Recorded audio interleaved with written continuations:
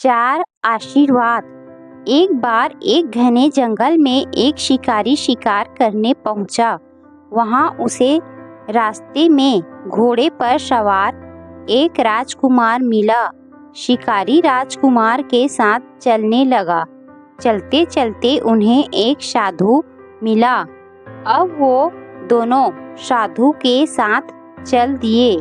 वे चारों जंगल में साथ साथ जा रहे थे। तभी उन्हें एक कुटिया दिखाई दी। वे चारों चलते चलते थक गए थे, सो विश्राम करने के लिए वे कुटिया में रुके।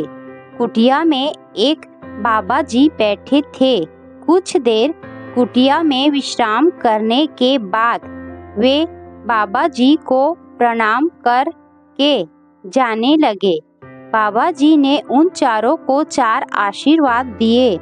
बाबा जी ने राजकुमार को कहा, राजपुत्र तुम चिरंजीवी रहो। तपस्वी से कहा, ऋषि पुत्र तुम मत जियो। साधु से कहा, तुम चाहे जियो चाहे मरो, तुम्हारी मर्जी। और शिकारी से कहा, तुम ना जियो ना मरो। बाबा जी चारों को आशीर्वाद देकर चुप हो गए। चारों आदमियों को बाबा जी का आशीर्वाद समझ नहीं आया। उन्होंने बाबा जी से प्रार्थना की कि कृपया अपने आशीर्वाद का तात्पर्य समझाएं। बाबा जी बोले, राजा को नरकों में जाना पड़ता है। मनुष्य पहले तप करता है, फिर तप के प्रभाव से राजा बनता है और फिर मरकर नरक में जाता है।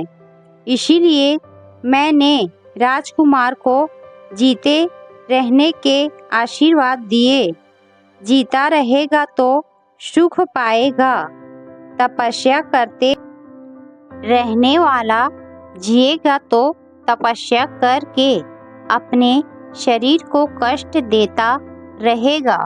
वह मरेगा तो तपस्या के प्रभाव से स्वर्ग में जाएगा अथवा राजा बनेगा। इसीलिए उसको मर जाने का आशीर्वाद दिया, जिससे कि वह सुख पाए। साधु जीता रहेगा तो भजन स्मरण करेगा, दूसरों का उपकार करेगा और मर जाएगा तो भगवान के धाम में जाएगा। वह जीता रहे तो भी आनंद है और मर जाए तो भी आनंद है। इसीलिए मैंने उसे आशीर्वाद दिया कि तुम जियो चाहे मरो, तुम्हारी मर्जी। शिकारी दिन भर जीवों को मारता है। वह जिएगा तो जीवों को मारेगा और मरेगा तो नरकों में जाएगा।